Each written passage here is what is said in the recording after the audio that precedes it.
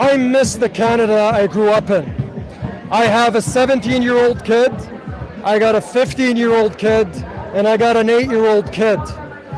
And congratulations. Thank you. I'm sure you probably have kids. It's on my to-do list. It's at the top of my to-do list. All right. But, yeah. And so the idea is we're coming together because Canada is a country of compassion, which means you could do whatever you want as long as you don't infringe on somebody else's rights.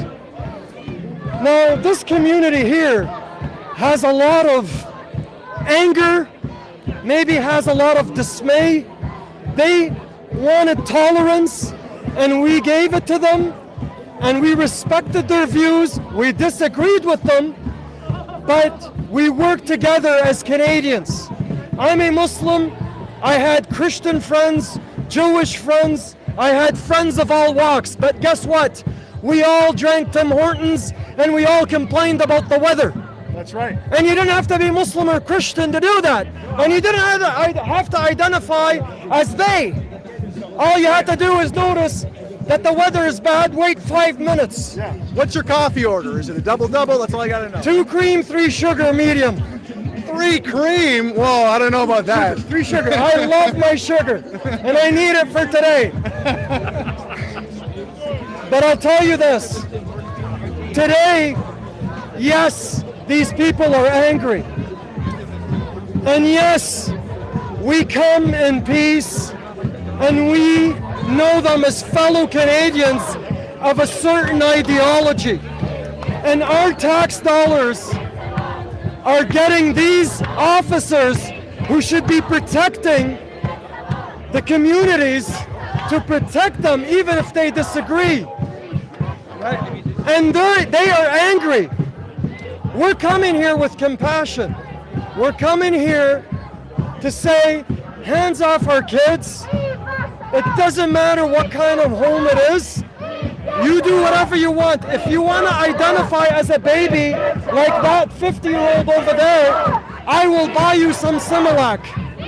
What is Similac? That's a baby nutrient that I used to give to my kids. Right. It's milk replacement. Right. To give my wife a break. And so, in the end, do what you want. But in Canada, the only flag that should be raised is the Canadian flag. In a church or a mosque, you see a Canadian flag. There are Muslim flags. There are Christian flags. But you will see a Canadian flag. I have yet to see a Canadian flag, the original red and white and the leaf in the middle. Right. I see it with rainbow colors. That is not a Canadian flag. So either we are people of one nation paying the taxes for these wonderful folks in blue, or you come and you infringe on our moment. You guys have a festival. You have a crosswalk as far as the eyes can see. You have flags everywhere. You even have them on my banking apps. And now you want to ruin my party? Yeah. This is a Christian Muslim party. Okay? This is a All right. That is amazing. Kamel, how are you doing, sir? That was our conversation from over a year and a half ago. How are you Greg, this you know what? I've done so much media since then. That is up there. That's in my, top 10. Yeah. Man, I remember I was loving chatting with you back then. You were passionate. You brought up, Canadian, your own version of Canadian nationalism and Tim Hortons. And, you mentioned... I still do it. Yeah, you mentioned the rainbow flag. Your flag's even on my banking apps. It's very apt. But, I want to really let people know about this massive protest across the country happening tomorrow. Let's let the people know about it. Obviously, this has kind of taken off since our chat over a year and a half ago. But what do people really need to know about for tomorrow? Well, you did a very, very important interview, and I think that interview is going to go in our history books. And I'll tell you why. I don't know how much of an impact you made in that interview. That very protest that we had on Carling, Yep. that's the first day I met Josh Alexander. And I was an angry Muslim Canadian parent because my son is Josh Alexander's age. So I came and I'm like, you know what? I've been doing this stuff for 25 years, Greg, and I'm a trained lobbyist in Parliament Hill, auditor. So I do this stuff on the side while running my businesses. This stuff, you mean like politicking? Like that? Well, no, it's a humanitarian politics. I can run, but I never liked it because I don't like who represents us, unfortunately. With all due respect, I'm sure we have some good politicians in certain parties. They're just not speaking up. So what happened that day, I met Josh Alexander, and this kid, 17 years old, it's fresh. I mean, he got kicked out of school and he's getting scolded. And then you see this guy, you know, Middle Eastern look, but Canadian, coming up to him and saying to this kid, hey, kid, I came here because you asked the Muslim community to come help the Christians. I came and brought you some support, but I'm going to do something bigger than this, kid. You're going to see about actually a dozen protests. There were 13 or 14 protests, but I'm going to make sure that this is the biggest thing you've ever seen because I'm going to integrate that with the Million People March. That day, he heard a lot of things. He's like, I gave him my information. I don't think he took me seriously, but then we mingled, and then all of a sudden, I'm like his adopted guardian, right? So another father in another place. So we're very close with this kid. Now, obviously, he's still a kid. You know, he has to make his mistakes. I mean, he's the poster child to this, and he's so young, and so he's trying to figure it out. And then we got close. And obviously, I know all the people around him type thing. And we're still trying to figure out that relationship, where it goes. But he's a passionate, born-again Christian kid. So what is this about? Last year, we made the call. We would like to unite the nation. As I said to you in that interview, Greg, I came with all that passion.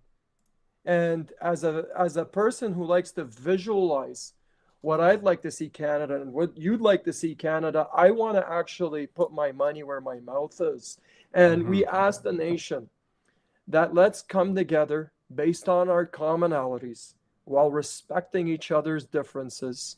And let's liberate all of Canada's kids. And let's do that with the Million People March. Now, the reason why we picked September 20th last year is Parliament usually goes in session on the 16th. This year, they're on the 16th as well. So we wanted to make a profound impact. But the other reason why we did that, Greg, is because everybody was singing to a different tune. I mean, Greg, you have an awesome initiative, Save Free Speech. You're doing your part. Sometimes you feel alienated, alone. Somebody else, a Christian group comes down in Calgary and says, I don't want Soji. And then a Muslim group comes down in Vancouver and says, I don't want Soji. And then a Sikh group. Then I said, guys, I got a massive network. It's international too. I'm willing to put my money where my mouth is.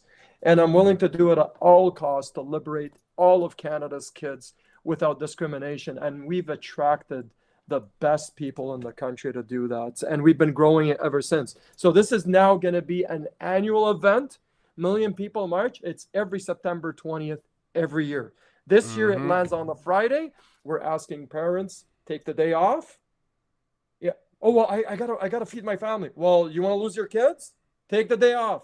Come there 8 a.m. sharp, because the government counters are paid to come 8 a.m. sharp to hijack your march. This is your march. This is. And when you say counters, you mean counter protesters Yes. of the people who are standing up for trans kids' rights, whatever that sort of delusional belief means. Trans rights are human rights. I mean, and nobody's attacking any community. We're a peaceful movement. We love everybody. We don't hate people, but we don't like to be told how to live. Right. So you've done a lot of organizing over the past year and a half. It's very impressive. I'm going to bring up the map here, and I want to explain to people what they're seeing right here with all these dots across the country.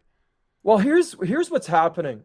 We're building, like, there's a lot of teams throughout the country that are part of us now, and that are exceptional affiliates. You got the Mama Bears, you got Campaign Life, our brother affiliation, NCI, Veterans for Freedom. You know, as a matter of fact, I just named a spokesperson for Veterans for Freedom in Nova Scotia, and Jeff Evely. So we say to people, look, continue to do what you do.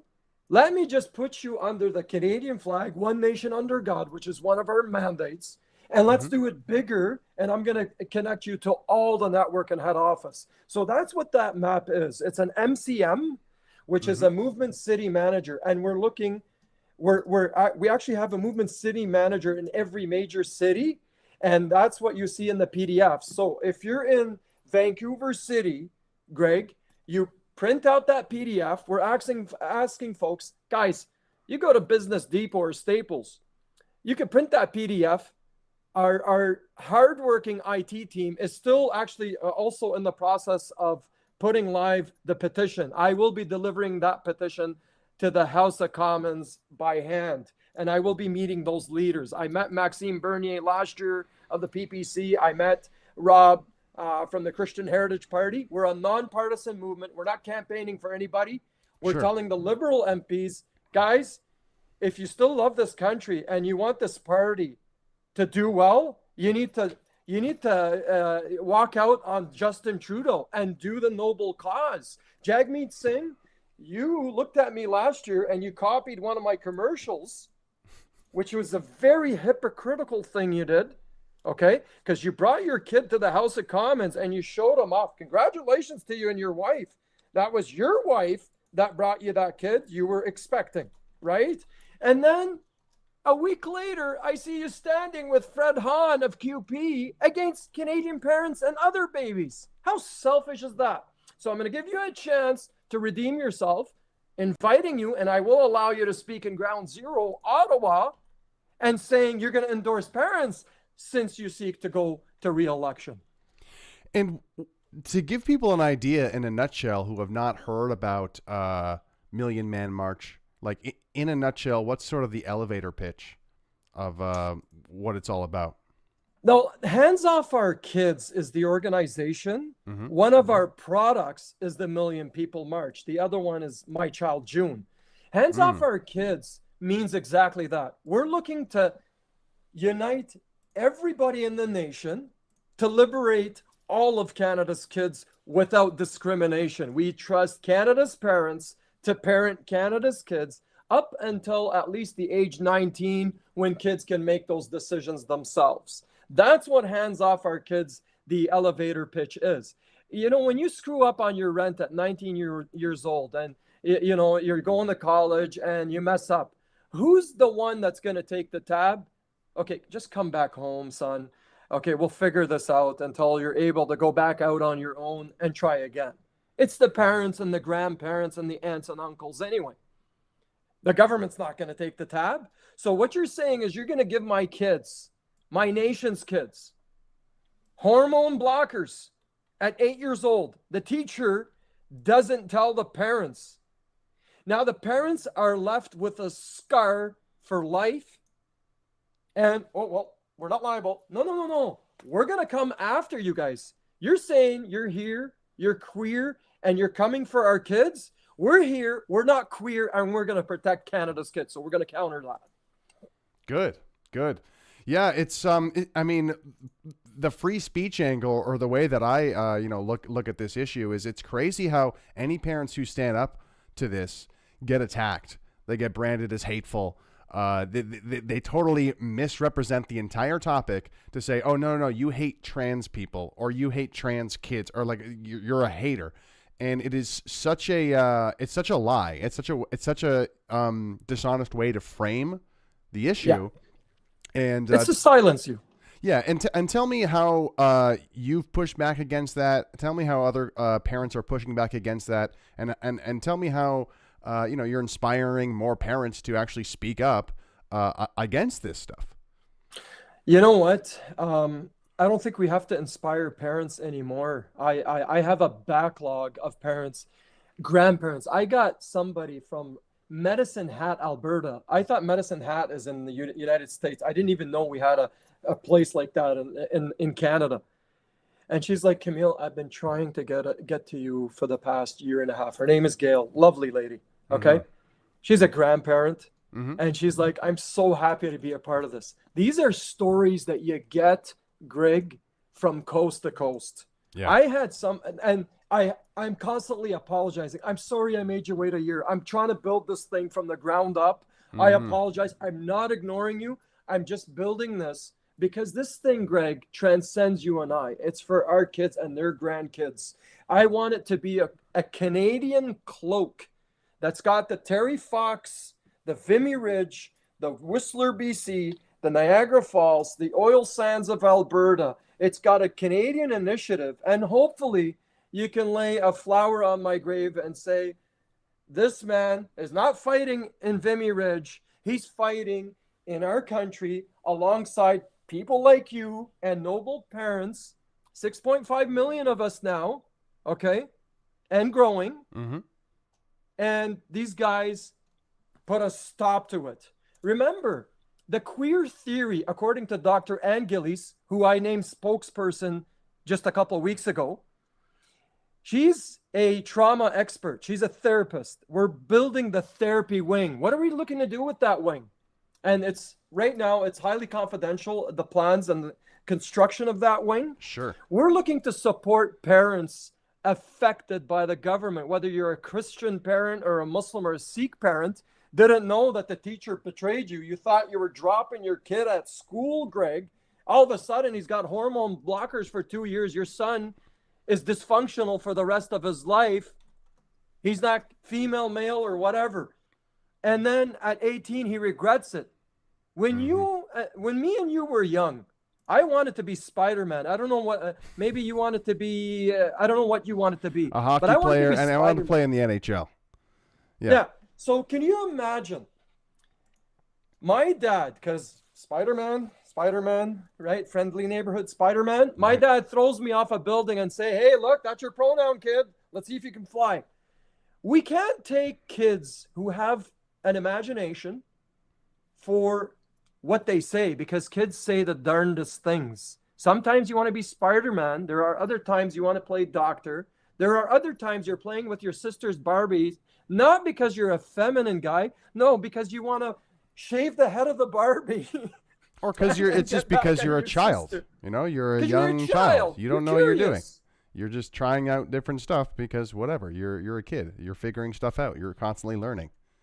Exactly. So you wanted to be a hockey player? Can you imagine your dad at 7 or 8 years old shooting hard pucks at you and saying, son, you gotta shoot, you gotta stop that puck with your teeth. You know, because hockey players are tough. You know, like everybody has their own imagination of what paradigms, what things are. And you could have something wrong. You saw Patrick Roy growing up, or Félix Potvin. You saw Paul Coffey. You saw Wayne Gretzky, and you tried to mimic that. But at 8 years old, you slipped, you fell, you hit a couple of pieces of wood, and you hurt yourself. Yeah. But then, you know, I can't take you as a hockey player that's 16 years old and developed in training camp and getting drafted at 18 and stuff like that. So we have to give time for kids, to be parented by Canada's kids, to figure stuff out. I remember I was playing tag at a play structure at 10 years old, and I was one of the fastest kids. I didn't see those bars that you go and you swing forward. Monkey bars? Hit that thing, and I concussed. I was 10 years old. I won the race, but I didn't see it in front of me. Right. So kids do things, and they hurt themselves. Guess who was there to support me? Your parents. It was my mom, my dad. Oh, my God. And I'm like, I wake up, and I was completely knocked out. Okay? We do stupid things as kids, but we can't be taken seriously because we're still kids, Greg. It really is an insidious sort of thing that they're trying to normalize, which is that the government and the teachers are going to take care of your kids, and they know better, and kids know best. And as you've aptly described at your organization, you know, they're taking away fundamental rights of parents. Like it is the right of a parent to raise the kid how they want to raise their child. And now these institutions in unison, the media, the politicians, the education system is saying, no, we're going to, it's totally a great idea for us to tell your kids that there's a whole bunch of different types of genders, and we're going to talk about all sorts of weird sexual stuff. We're going to tell you it's not sexual stuff, even though it totally is. Oh, it's gay porn. I'm sorry. Yeah, in some instances. I gotta say it. Yeah, no offense absolutely. To the pride community, because there's a lot of gay Canadians. I disagree with that lifestyle because I'm a heterosexual. Greg, you're a heterosexual. I'm allowed to disagree. We are supposed to be a democracy. Thomas Jefferson says freedom is the ability to agree and disagree freely. That's what Thomas Jefferson says. Right. This is what a democratic society is. We're supposed to agree and disagree, use idea meritocracy to increase consciousness to get to a result. That's why you have political parties. You pick the best one that's willing to serve Canadians. That's what a democracy is. Otherwise, we're in fascism, and there is foreign tutelage. I'm not going to name countries. Canadians can figure that out. There is tutelage from the pharmaceutical lobby because they want to sell their hormone blockers. They want to come near kids. There is tutelage from pedophile organizations, and I will repeat that, pedophile organizations. I have lawyers, and we're trying to build the biggest litigation team in the country. We will come after you and hold you in a court of law. We are a peaceful movement, okay? And there is, I'm sorry, the pride community, some of you are pretty loud because some of you are traumatized because you're taking hormone blockers and you identify, I can't keep up with your pronouns. I don't want to play that game. You can play that game. Don't get me to play it. I'm a Muslim Canadian. I'm not going to force you to pray my 5 times a day because me and you, Greg, have a bromance going for the past since we last met. Yeah. You're not going to be forcing me to be Christian. You are a proud Christian. That's what Canada's all about. Yeah, that's where the foundations, that's where the roots come from, and that is demonstrative to or representative of how this country came to be so great in a place that so many people wanted to come and immigrate to. And I wanted to mention that it really is so much working against us in this country. This sort of progressive politics that has somehow taken a hold of men and women. Those are the only 2 groups, folks. Sorry, men and women across the country. Female, I agree. But it's taken such a stranglehold of the culture of the city centers. You mentioned in the clip earlier how there's even rainbow flags in the bank apps. So I'm really excited about what you're doing with Hands Off Our Kids and Million Man March because this is attacking one part of it, which is very important. And I think what you're kind of just alluding to there is it's for some reason. We are just totally not allowed to criticize anyone in the LGBTQ plus. And I think that's kind of like the next logical step from standing up to our kids. It's like, okay, not only do we not want our children to be indoctrinated with all this totally questionable stuff, which would only help a child be more primed to be actually groomed by a pedophile, by the way. What do you think these kids are going to Google on their devices once they go to school learning about all this weird stuff? They're going to go find more weird stuff that's going to corrupt their minds. And they're going to be victims of pedophiles, God forbid. That's what's going to happen. And the fact that people like you are speaking out and making this strong moral argument and with conviction is so important because it's just basic. Hey, protect our kids from pedophile. It's like it's just such a base sort of like human reaction to something to protect your children. And it's beautiful that you're giving more people a platform. But what I was getting at is that also broadly, it's like, can we criticize gay people? There's aspects of their lifestyle which is totally questionable, and we're told that if we question it, it's just this horrible thing, and you're a transphobe. You're whatever it is. Trans rights are human rights. Look, I'm not. That's your opinion. Again, 98.4% of Canadians are heterosexual Canadians. That opinion is composed of 1.6% of Canadians, and not all gay people share that opinion too. So it's even smaller. Right. So why I probably paid more taxes than all these people criticizing me because I got 3 corporations. I've been giving scholarships for 15 years. My companies are being targeted. Yes, I get it. Okay. So I got the right because I'm a contributing taxpayer philanthropist all my life. I love this country dearly. I'm allowed to hold an opinion. I won't force my opinion. Sharia law is not going to come to Canada. Muslim ISIS behead. That's all to make people fear fellow Canadians of Muslim faith. And then when you say the white fringe, misogynist, all that kind of stuff, when I know white people are married to Asians, blacks, Arabs, Muslims, and my best friends, I got white cousins integrating in our families, right? So, when I hear that, I cringe too. So we have something that we're developing in our culture of this great Canadian initiative, is this unconditional love for your fellow Canadian. Unconditional love. Mm-hmm.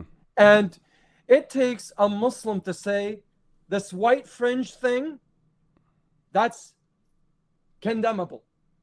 It takes a Muslim to say in the Olympics, because we believe in Jesus too, 2 billion Christians were upset that Jesus was disgraced. But guess what? Our Christian brothers and sisters throughout the world found out that Muslims condemned and boycotted the Olympics, including several Muslim countries. Mm-hmm. So that's the unison that we do have. We both share love of Jesus. However way you believe in Jesus, that's your prerogative under the Constitution. The freedom of religion, the freedom to congregate with people of similar religion, and the freedom to speak to media about your religion. So, Greg, you can tell people that you're a Christian. That's your right under the Charter of Rights and Freedoms. And I do the same thing. I can tell people that I'm a Muslim, but don't let me being a Muslim overshadow me being a Canadian, a proud Canadian that's looking to liberate all of Canada's kids without discrimination. Yeah, and a lot of people, unfortunately, in Canada have been so deprogrammed or so demoralized that they almost shudder at the idea of Christianity. They'll ironically sort of like, oh yeah, okay, Muslims can be Muslims, but there's a lot of white Canadians who are like, oh, I don't know, Christianity, I don't know. And the fact of the matter is, especially if you're someone who's concerned about what's happening to our country, if you don't embrace the roots of this country that are more Christian, then it's going to get replaced with this weird progressive new religion where you can't criticize gay people. You have to, open your kids up to being transed. And you can't know about it too. Right, that's but if you take God out of someone's psyche, there's a God-shaped hole there that's going to get filled with something else. And right now, it's being filled with, Trudeau's progressive politics, which is totally misguided. So I just encourage Canadians always to warm up to the spiritual roots of this country, which is traditionally more Christian. And I really appreciate the sentiment of the unity there with Christians and Muslims, because it's we're in the same battle here under one God, as you said. But I do want to wrap it up because I know you got a lot of stuff to do. I want to let people know about the march, of course. But first, what really radicalized you to start doing this? Because really engaging and doing something in Canadian politics, that's a big decision. You're taking on a lot. Is there a specific moment where you saw sort of like the rainbow freaks, or like the certain, I don't know, a teacher? 1 week before I met you. Mm-hmm. And when I'm all in on something, those who know me, when I touch something, I make it explode everywhere. It just succeeds. It becomes a very, very, very effective organization or whatever. That's what I do for a living. I'm a CEO by nature, right? Former auditor. So, and I'm former city manager in the city of Ottawa, right? So I'm always working with big teams. The biggest team before this movement I managed is 3,000 people. A year and a half ago, it became 1 million, 2 million. Now it's 6.5 million Canadians from coast to coast. We had 1.5 million Canadians marching. So it is a big commitment. You do become public enemy number one to the state. You do get censored. Things get targeted. I lived a very comfortable life for a long time. At 44 years old, everything's on the line. But Greg, I grew up in Canada, Ottawa South. I miss that, brother. I miss just the hockey ponds in the winter and the baseball in the summer. and the basketball and the Michael Jordan championships, where we talked about Jordan shoes and Patrick Ewing's, or maybe soccer. And now we're talking about how two guys have sex in elementary school.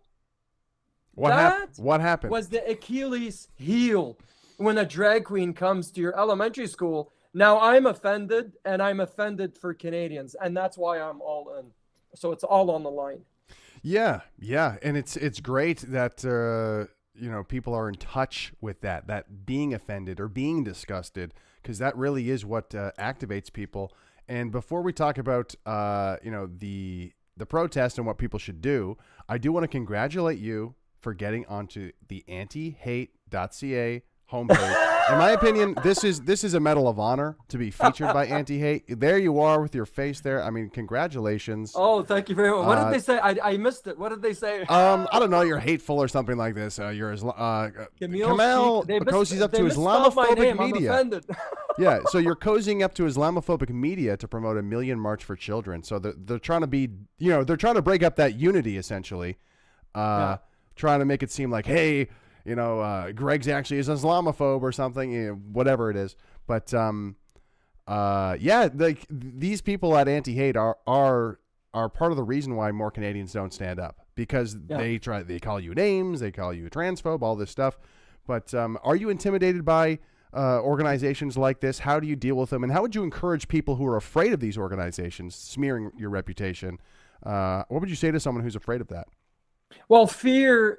I'm a expert. I can't say, maybe I'm not an expert, but I've done a lot of research in quantum physics.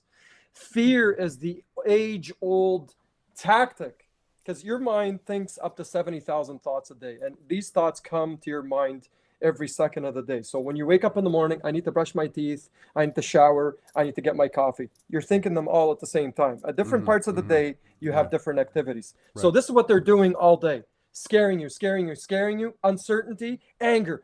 Oh my God, those Muslims are coming. Oh my God, those white supremacists are coming. Oh my God, it's the Sikhs. Oh my God, it's... Yeah, we have an immigration problem because Trudeau wants more votes and all that stuff, but they just want ramblings. Like even Indian Canadians and Sikhs, and they're upset because you're not doing it the proper channel for immigration. So fear is something that's stimulating you through the social medias, through your YouTubes, through all of pop culture. So what we say to people is, go meditate for 5 minutes, pray if you're in church, pray at the mosque. I pray 5 times a day. I have no fear, okay? Because we pray, us Muslims, we're very devout, eh? It's 5 prayers, it's 20 minutes. I always have a bead. I do about 10,000 supplications a week for I do Canada. want to jump in there. Not all Muslims are like that. Some of them don't. Not all Muslims, right? And not all Christians are good Christians. So let's be clear. I'm saying I'd rather a good Christian that's passionate in their church, a good Jew that's passionate in the synagogue, the Buddhist temple. I'm just a passionate Muslim. I'm that's the way I'm wired. So how do you address that fear? If you're agnostic, go do meditation. Just get your brain to slow down a bit, slow down those 70,000 thoughts, prime that brain, take cold plunges. I take cold plunges all the time, keeps me relaxed and keeps me hyper all the time. I don't stop my energy. I sleep about 3-4 hours a day, but I'm always highly energetic. It intimidates my family, but that's just the way I am, right? I need to be on top of my game to run this movement and to run the companies. And, so when you're in time of stress, and this is by design from our government, from the mainstream media, it suppresses your incentives and your motivation to do something right. And they're also trying to confuse you and saying this is misinformation when it's not. So bombarding you with paradigms and narratives so that now, I don't know what to say. So what we've done at Hands Off Our Kids is we have think tankers, we have PhDs, I have teachers of every faculty of every university across this country working with me, because that's what I do in business behind the scenes. And we're saying, we're designing this for you. Just go to the website. We've done all the legwork. Handsofourkids.ca. There, and we're gonna provide therapy through Dr. Ann. Her books are gonna go up there. We're bringing in Canadians, the best Canadians that this country can provide. You should have this. Now we got a petition online. I need you to sign that petition. Sign that petition. I'm gonna deliver it to the House of Commons and to all the leaders I meet with. I'm actually gonna go meet with them right now. I'm in the nation's capital. I live here. I see them all the time. So sign the petition. Help us out. There's a donate button now. Everybody that's been working in this movement, Greg, was paying out of pocket, including myself, resources, and all that kind of stuff. And our businesses, our way, our living is being challenged. Okay? We need all hands on deck. If all 6.5 million Canadians donate $1, that's $6.5 million, we can open another department. Dr. Ann Gillies, she spent 300 grand out of her own money to do those books, and she's giving them out for free. So we have the same mentality. She's a devout evangelical Christian. I got David Creighton doing all the reports for us. He's just David Creighton, evangelical Christian, doing the same thing. So what we're saying is, let's unite under that beautiful flag. That's an inclusive flag. Do it however way you do it. One nation, one flag, one nation under God, however way you get to that God. Help us out, spread the message. I'm being censored. My companies are targeted. Yes, my wife is freaking out at times. Yes, I got to admit that,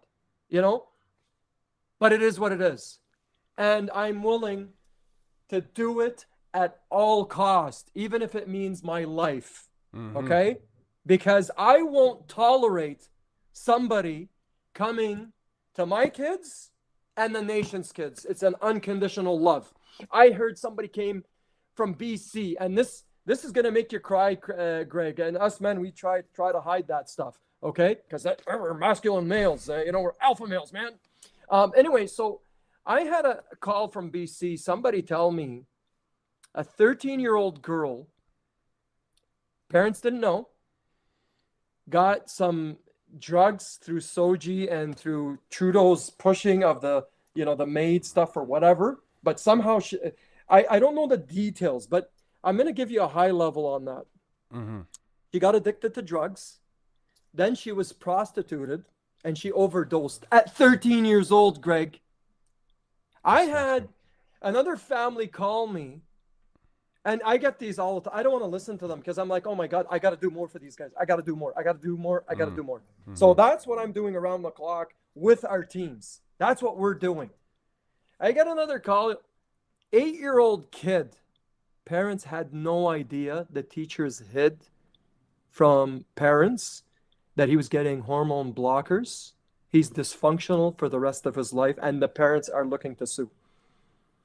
I get a call from Elisa Miron, who is fighting Bill C-293, and I've been doing conference calls with her for the past 2 weeks, and I'm trying to get her to Ottawa to educate Canadians on what's going on, because that bill got its second reading on the 17th for giving Trudeau supreme powers. I mean, it really is creepy as hell that these institutions now, not only are they not necessarily focused on teaching kids, but they are now focused on, we're actually going to put these ideas into the heads of your children that might make them completely infertile and totally mess with their sense of identity, or make them more susceptible to grooming and prostitution. It's like, this is supposed to be a prestigious institution of the Canadian education system. In a nutshell, what do you think of this education system at this point? I'll tell you this, and I won't hold back. Pedophiles have penetrated our education system. And your biggest evidence of that, Greg, BC did 2.1 million votes for the Senate, and they had 3 prominent names. I don't know if you know about this. You can read my article with Linda Slobodian and the Catholic Register on that. Just look it up, Kamel El-Cheikh, Catholic Register. 3 candidates. One got like 18.2% to go into the Senate. Somebody got 17.5, and somebody else got like 13.2. Trudeau trumped that and picked his own, Dr. Christopher Wells. Do you know who that doctor is, Greg? I've heard of him. Okay, and let me just give you a high level of that doctor. And you're probably going to do a couple of videos of satire and serious videos on that once we're done this interview. This doctor, sir, is a PhD in sexual indoctrination in Alberta. Okay? This man, remember the protest that hit Calgary and Edmonton and parents went nuts? He's the mastermind behind Soji in Alberta. He's the one pushing them in the schools. So he's the expert. Trudeau put him in the Senate. I'm looking for that guy to resign, actually. Good. And I'm going to be putting political pressure, by all means, litigation pressure. Yeah. This man is an expert in Islamic Quran and the Bible and how to push the LGBTQ plus. I can't even keep up with that acronym. And how to homosexualize those two faiths. And he, with the help of Bill C-293 that Trudeau's trying to push, at some point, they're going to homosexualize, or the queer theory, they're going to do that to both institutions, the churches and the mosques. And that's the end result. And to push, the pharmaceutical, every other agenda and the pedophiles on our kids against our will, using military power, police, as they did in COVID. So he wants that emergency law enacted every day. And it's, you're probably someone who realizes this, and anyone who is waking up to what's actually happening in our country realizes that this subversion of our institutions happens slowly but surely. It's happening. It's getting worse every day, like the rot, like the mold growing. It continues to grow and grow and grow. But it's beautiful to see people like you calling this out, identifying it, clocking people, and saying, look, they're trying to subvert these faiths to be more LGBTQ plus friendly, which, let's face it, is not really compatible. Especially well, they're calling us fascist, and they're doing a fascist approach to everything. And again, I'm not painting all homosexual Canadians with the same brush. There are homosexual Canadians that are saying homo-fascism in Canada is real. Okay, we need to fight back against the homo-fascism happening here. Yeah. But let's wrap it up here. People who are interested, there's across the country, there is these demonstrations happening tomorrow, September 20th. It's going to be happening once a year from now on. We're letting the people know, standing up for the kids. What should people do if they want to get involved? Just go to the website. If you're in Red Deer, Alberta, there's the PDF. Go down, go see the people organizing. Just go, take the day off, pull your kids out of school, come down and affirm to the nation that your kids belong to you. It's a celebration. We need you there all day. The reason why we need you there all day, the counters, they start at 8, Greg. Yep. And so if you're in Alberta, in Ottawa, noon to us means 9 to you. The whole nation's going to be walking together. So we need to beat 1.5 million.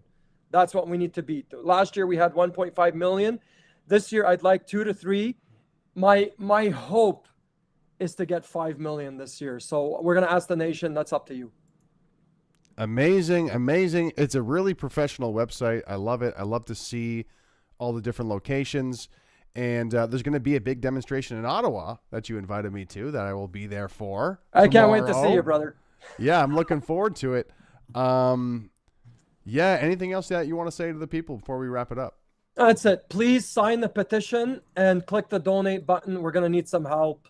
We've been holding the fort for everybody, and we need to spend a lot of money doing the therapy wing for Dr. Ann Gillies. We want social workers. We have a lot of social workers. We just want to attract the best ones in the country and therapists because we need to support parents as well. We're a not-for-profit corporation now. Amazing.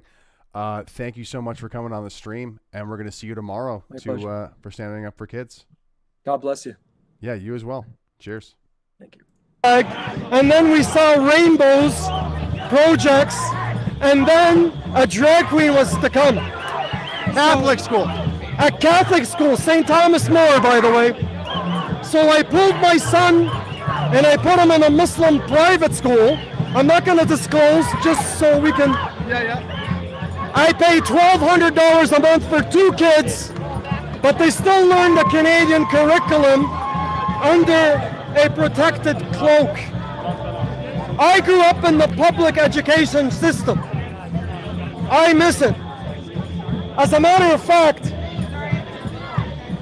one of my corporations, I've been funding for 14 years 4 students every year a scholarship to go to university.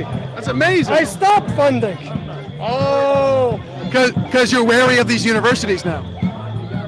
I stopped funding the high school Okay. because wokeism is enforced on me.